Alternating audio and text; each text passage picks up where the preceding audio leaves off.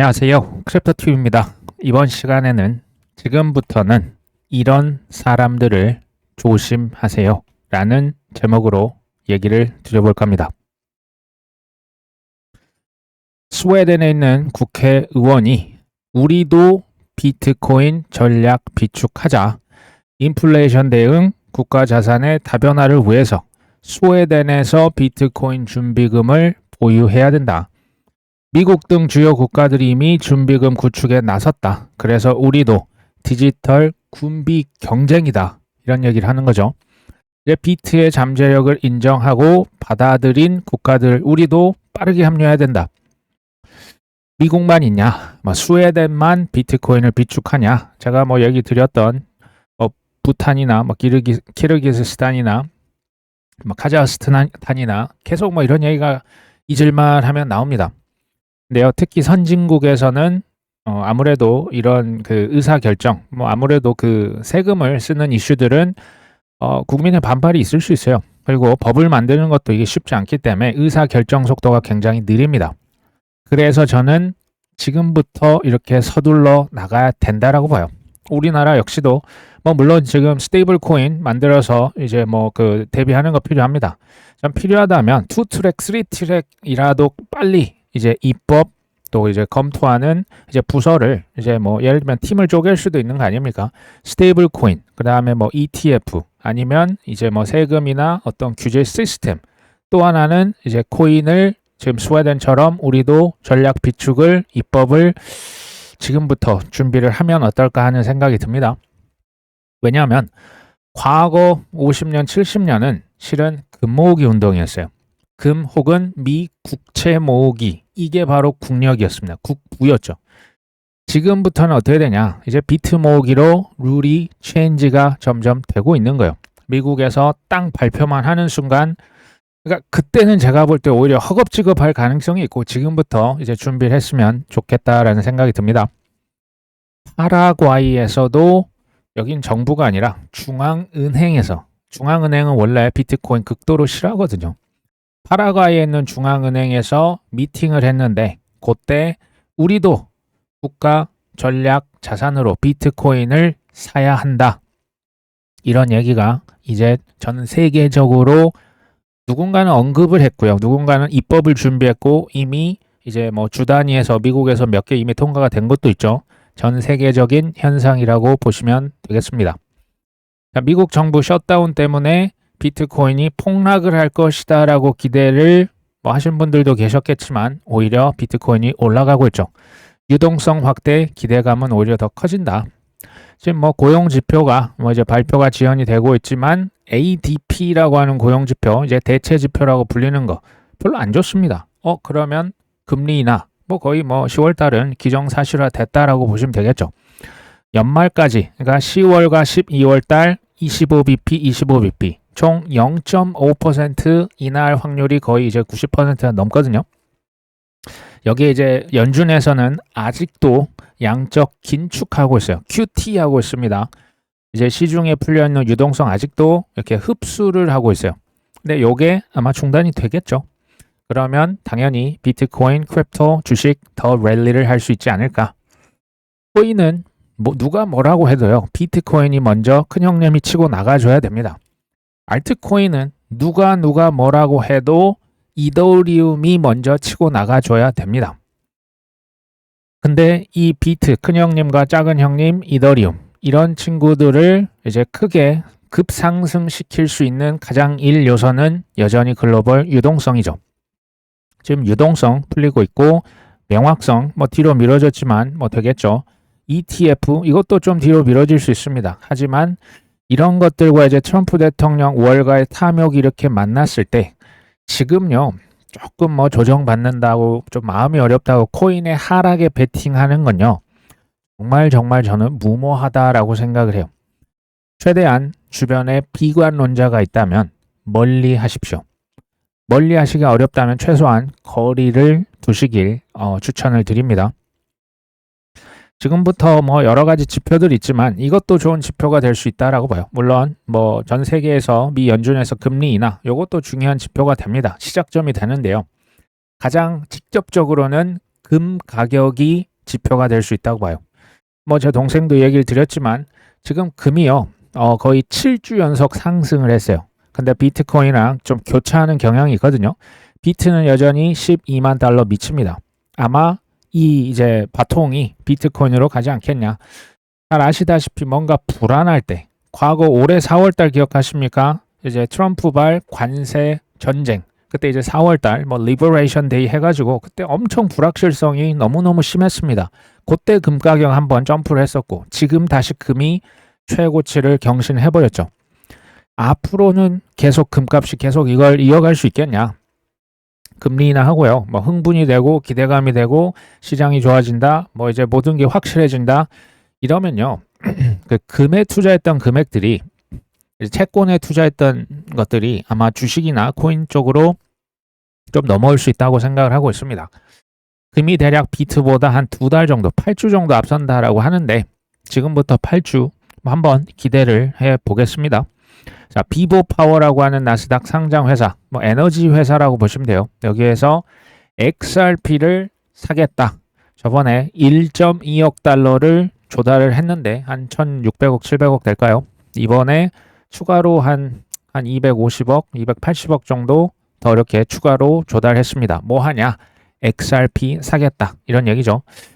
그리고 테더도 지금 10억 달러니까 1.4조 원씩 부지런히 찍어내고 있습니다. 누군가는 여전히 돈을 찍고, 자, 지난 시간에는 USDC를 뭐 수조 원, 뭐 하루에도 이제 조 이상을 찍었다. 지금 경쟁적으로 돈을 누군가 계속 찍어내고 있죠. 그리고 누군가는 여전히 지금도 코인을 사고 있거나 사기 위한 방법을 강구하고 있습니다. 자, 비트와이즈의 대표가 이런 얘기를 하네요. 이제부터 벌어질 경쟁은 스테이킹 ETF다. 비트코인은 뭐 아쉽지만 이제 ETF를 통해서 이자를 주지는 않습니다. 이더리움과 솔라나는 이자를 주는 ETF가 곧 있으면 론칭이 되겠죠. 이게 이제 론칭이 된다면 뭐가 더 우위를 점할 것이냐? 솔라나일 것이다 라고 얘기하는 거예요. 이유가 있겠죠. 가장 큰 차이점은 솔라나와 이더리움을 언스테이킹 그 기간을 비교를 했는데 이더리움은 뭐 40일, 50일까지 걸리고 지금 언스테이킹 하면 줄을 너무 많이 서가지고 대기를 하고 있는데 솔라나는 사실 뭐 한 3일 정도면 됩니다. 이걸요, 내 관점에서 보는 것보다는 상대방, 그러니까 ETF를 판매하는 발행사 입장에서 보시면 너무나 이게 명확해져요. 왜냐? 투자자들이 내 돈 내나 할 거 아닙니까? 뭐 시장 떨어지거나 뭐 또 뭔가 블랙스완 발생할 때, 뭐 시장이 뭐 이제 주저앉을 때 내 돈 빨리 내놓으세요. 스테이킹 ETF 샀는데 이더리움 이제 그 투자자에게 이렇게 얘기하는 거죠. 아, 제가 지금 최선을 다해서 언스테이킹 해놨거든요. 근데 47일만 기다리시면 돼요. 투자자가 그렇죠. 47일 뭐 기다리면 뭐 그거 뭐 어쩌겠습니까? 라고 하겠냐라는 거예요. 욕 좀 많이 먹겠죠. 그리고 이자율, 이제 스테이킹 이자도 있어서도 이더리움에 비해서 솔라나가 한 2배 정도 더 높아요. 솔라나는 대략 한 6%, 이더는 한 3% 정도 합니다. 이자를 선호하는 투자자는 전 세계에 차고 흘러 넘칩니다. 특히 기관 투자자들, 이 굉장히 배당을 선호하는 투자자들 되게 많거든요. 자, 그렇게 보면 솔라나가 좀 더 이제 스테이킹 ETF에서 우위를 점하지 않겠냐. 근데 이거 이제 오해하시면 안 돼요. 지금 시가총액을 뭐 누가 더 커지냐 이게 아닙니다. 우위라고 하는 것은 어떤 ETF가 더 잘 팔릴 것이냐. 판매 수수료를 가져가니까 이게 중요합니다. 판매자 관점에서 봤을 때 이더리움, 뭐 지금 뭐 비트마인, 뭐 샤플링크, 뭐 이더질라 등등 있잖아요. 이거 이제 열풍을 계속 아마 그 조성을 해 나갈 겁니다. 근데 이더리움 열풍하고 그대로 끝날 것이냐? 천만의 말씀이다. 솔라나 마케팅, XRP 마케팅, 도지코인 마케팅, 에이다 아발란체 마케팅 할까요? 안 할까요? 한다. 한다라고 저는 예전부터 얘기를 드렸죠. 나스닥 상장 회사가 있습니다. 비전시스 AI. 여기 제가요, 대주주 한번 찾아봤어요. 보니까 중국 사람들이 창업을 했습니다. 근데 미국에 있는 나스닥 시장에 상장을 시킨 거죠. 중국 사람이 창업을 해서 미국 나스닥에 상장을 한 회사입니다. 자, 여기에서 지금 어떤 코인을 삽니까? 아발란체를, 솔라나군요. 죄송합니다. 솔라나를 무려 2.8조 원을 매수를 할 것이다. 2.8조 원 적은 돈이 아닙니다. 근데요, 제가 이제 비전시스의 대주주를 봤더니, 그러니까 중국 창업자들을 뺐더니, 이제 기관 중에 제일 많이 산 사람을, 그 기관을 봤더니 UBS예요. 스위스에 있는 큰 그 은행 자산 운용사 있죠. 시타델이 9위에 랭킹이 되어 있습니다. 소위 말해서 미국 자본도 여기 들어가 있네요. 여기에서 엄청난 자본을 조달해서 뭘 사겠다? 솔라나를 사겠다. 뭐야? 솔라나 마케팅 이미 시작된 걸까요? 뭐 예전부터 시작은 했죠. 근데 점점 누군가 바람잡이 뭐 잡고 있지 않습니까? 뭐 솔 스트래터지도 있었고 뭐 여러 가지 회사 뭐 디파이 디벨롭먼트도 있었고 솔라나 이제 더 들어와야죠. 이제 그 순서가 물이 조금씩 밑으로 내려가고 있는 거죠. 그 다음에 우선 여기 지금 이 회사도 6개월 내에 솔라나를 한 7천억 원 정도 먼저 매수를 하겠다. 지금 바로 그냥 샀으면 좋겠는데 자금이 조달이 되고 하는데 좀 시간이 걸리는 거예요.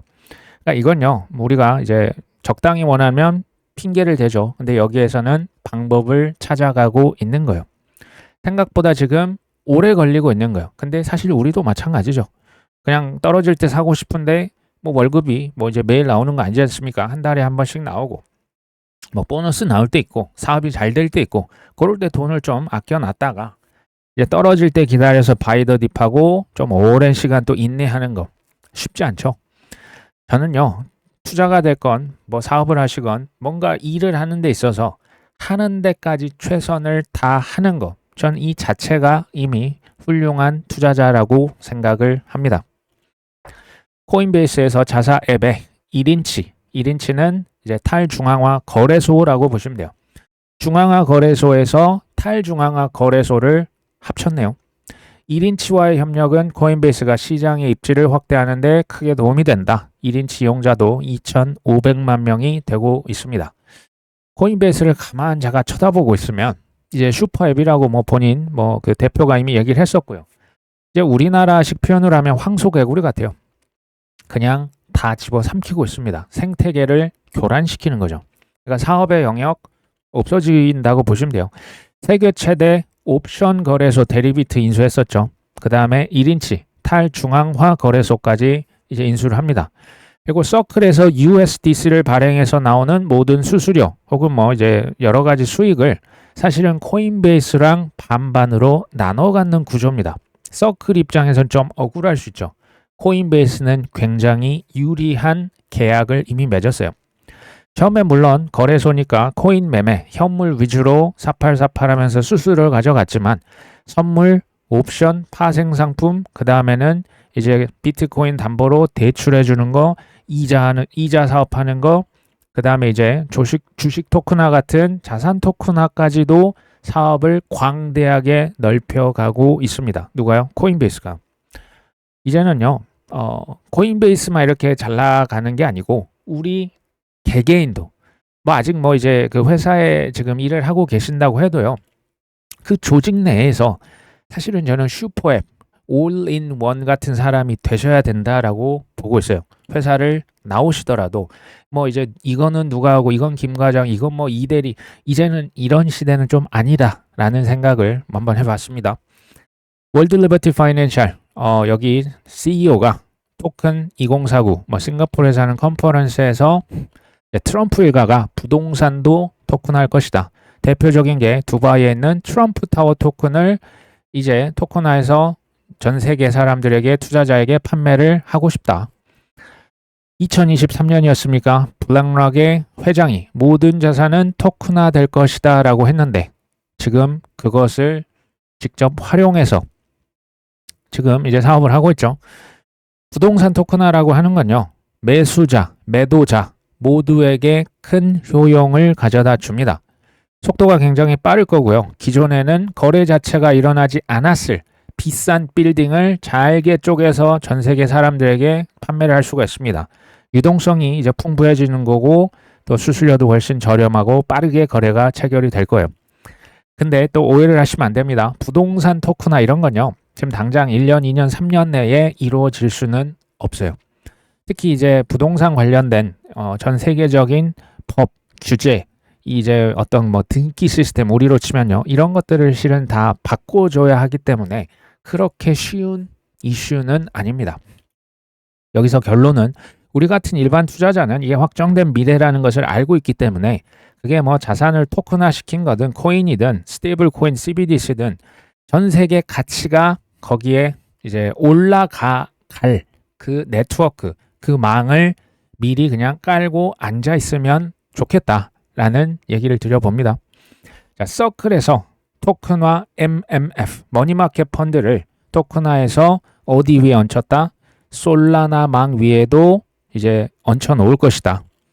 물론 이더리움 망, 베이스, 캔톤, 니어 프로토콜 이런 망에도 썼고 조만간 바이낸스 체인으로도 확장을 할 예정을 생각을 갖고 있습니다. USDC 서클에서 지금 이게 이제 스테이블 코인이 지원되는 현재 고속도로는 이제 퍼블릭 블록체인은 총 28개를 기록합니다.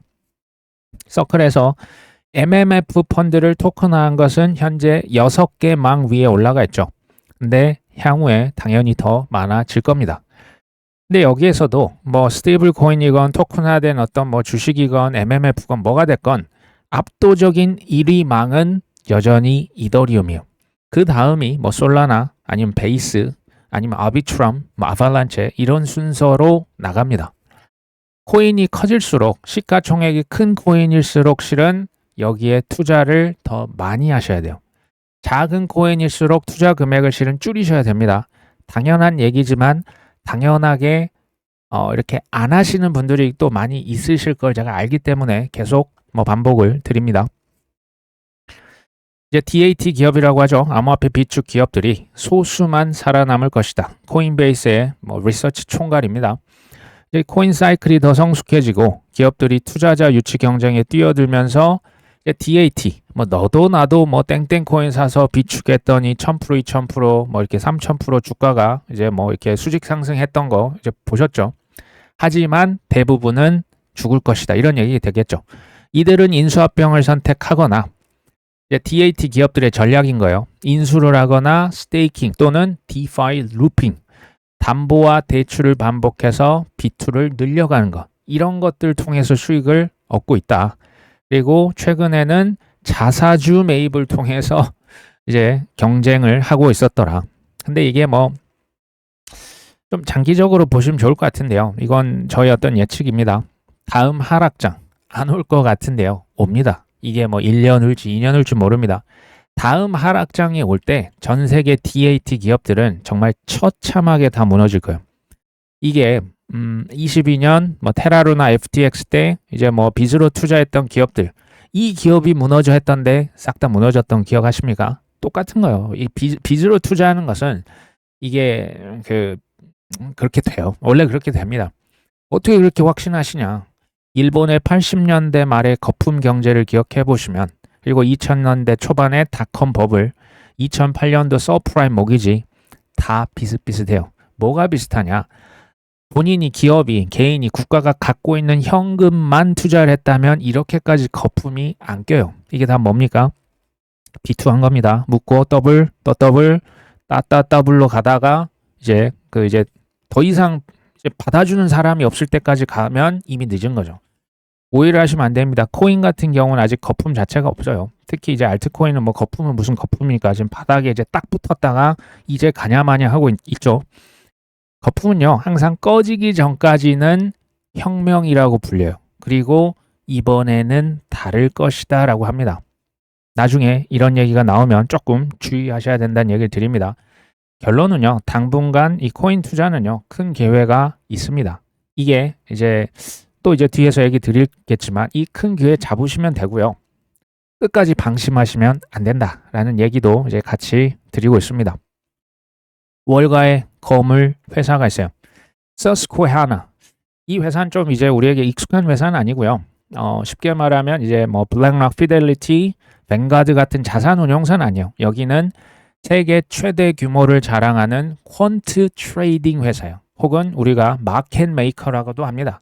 시타델 시큐리티스, 뭐 점프, 뭐 이런 회사들 있죠. 이런 회사들이랑 비슷한 과예요. 어쨌든 마켓 메이킹 영향력이 엄청난 회사입니다.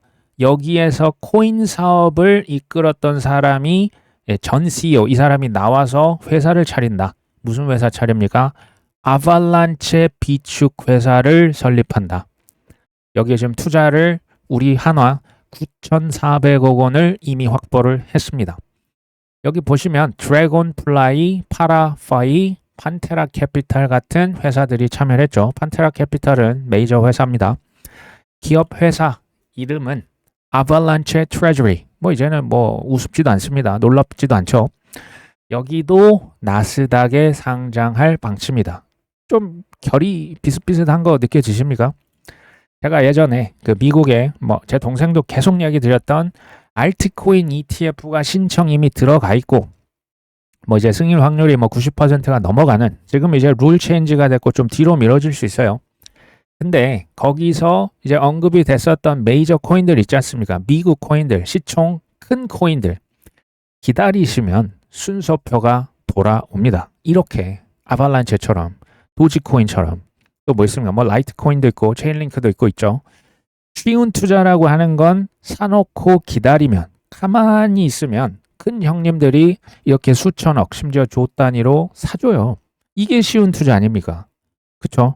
어려운 투자 뭡니까? 아, 난 이미 늦었어. 난 너무 늦은 것 같아. 비트도 이더도 솔라나 이걸로는 안 될 것 같은데 방망이 길게 잡고 그냥 한번 딱 얻어 걸리면 저 홈런 나오는 거 아니야? 작은 코인에 그냥 내 전재산 플러스 빚까지 해가지고 한 방이면 되는 거 아니야? 이건 도박이에요. 이걸 이렇게 해서 된다? 더 위험할 수 있어요.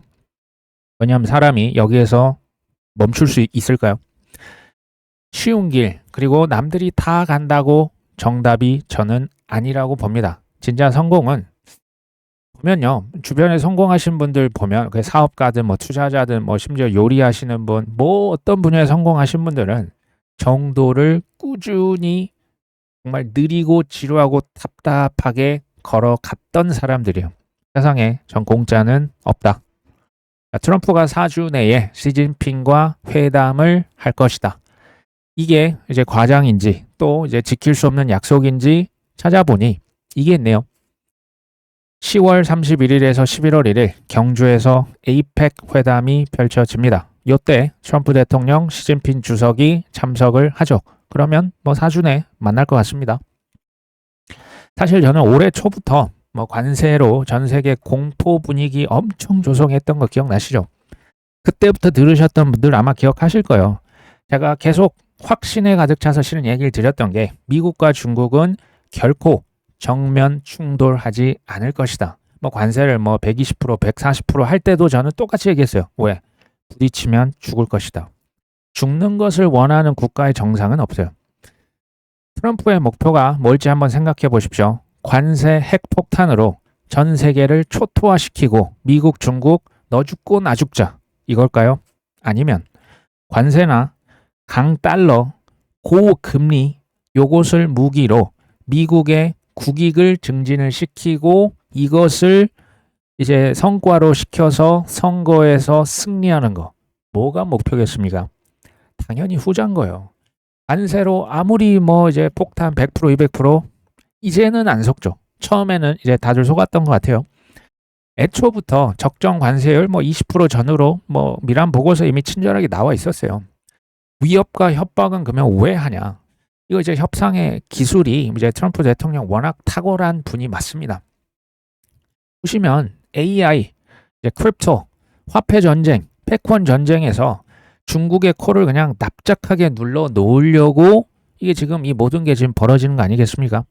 하지만 정말 뭐 너 죽고 나 죽자는 저는 아니라고 보는 거예요. 트럼프 입장에서 생각을 해보시면 이해가 잘 안 됐던 부분이 아마 많이 이해가 되실 수 있다.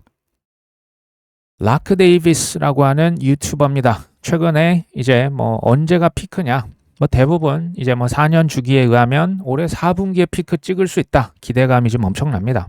근데 이 사람은 2026년도까지 피크가 뒤로 넘어갈 것이다. 이제 기본적인 우리가 4년 사이클, 뭐 비즈니스 사이클이라고 하는데 보통은 2년이 확장이 되고 2년 정도 수축이 되더라. 이대로라면 4분기에 피크를 찍을지 아마 올 4분기는 아닐 것이다. 왜? 이분도 ISM을 언급해요. ISM은 2년 이상 50 이하에 있었기 때문에 지금 비즈니스가 확장된 적이 없다. 이제부터 시작하면 26년까지 갈 수밖에 없다.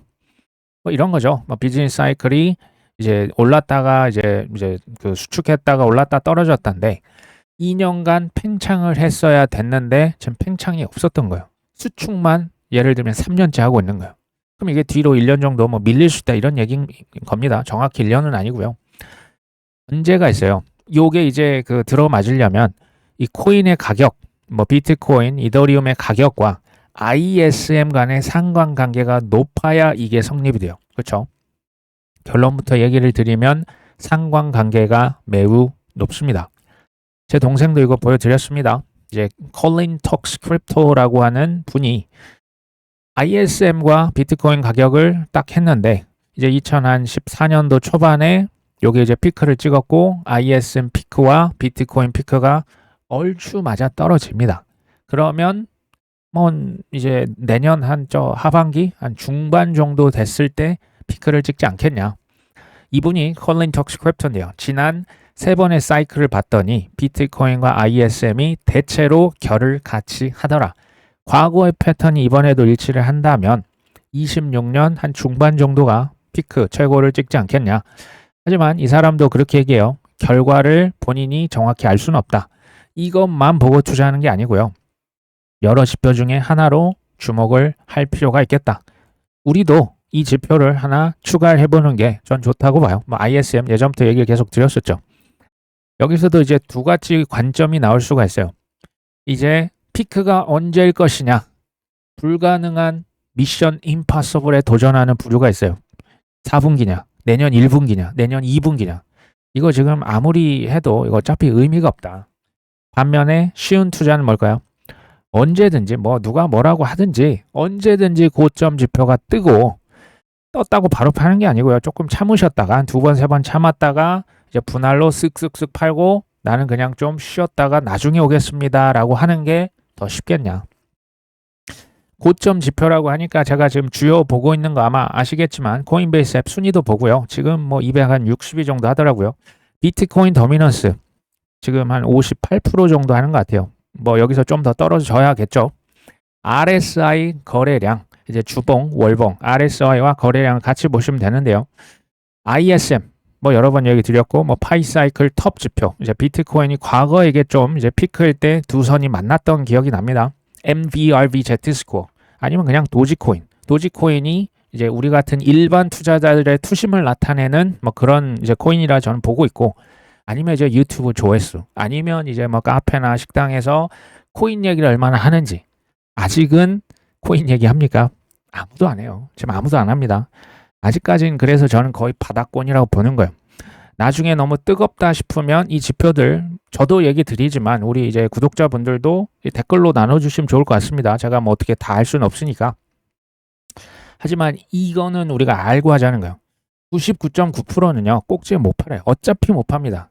그러니까 먼저 팔고 더 오르는 걸 쳐다보든지 아니면 이제 본인이 나중에 팔아가지고 아 그때 더 비싸게 팔았어야 했는데 둘 중 하나 어차피 우린 후회할 수밖에 없어요. 요걸 이제 디폴트로 각인을 이제 시켜놓고 그 다음에 우리가 하는 데까지 하는 거예요. 이건 제가 볼 때 신기루라고 보시면 돼요. 이거 뭐 그래서 제가 실은 분할로 팔자라는 얘기를 계속 드리고 있는 거예요. 모르니까.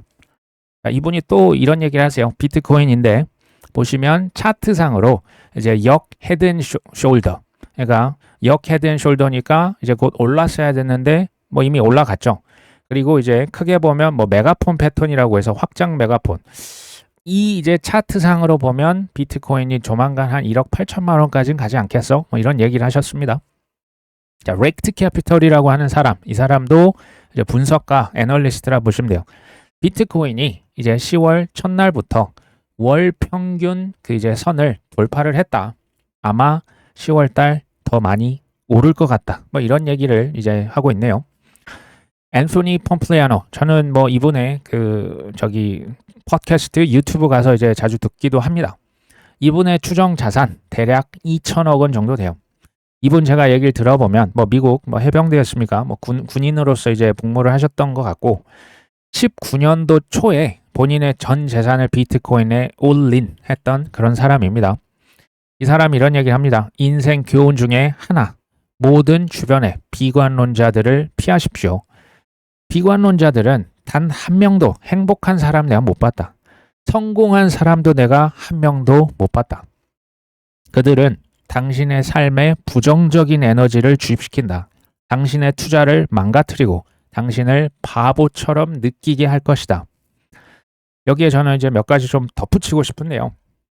이제 코인 하실 때 이런 게 있어요. 웬만하면 이제 그 구독자분들이 댓글로 다실 때도 나 뭐 비트 몇 개 있어. 뭐 솔라나 몇 개 있어. 아니면 금액을 되도록 언급을 안 하시는 게 좋아요. 왜냐하면 사람인지라 내 코인, 내 투자금 나는 지금 뭐 예를 들어 1억 벌었는데 저 사람 뭐야 10억이야? 그러면 갑자기 그냥 갑자기 화가 이렇게 들어오는 경우가 있어요. 굳이 그런 거 언급하실 필요도 없고 타깃이 될 수도 있어요. 그러니까 이게 무서운 세상이기 때문에 남들과 그리고 비교 안 하셨으면 좋겠어요. 그냥 본인이 하시는 만큼 하시고요. 가져갈 만큼 가져가면 되는 거예요.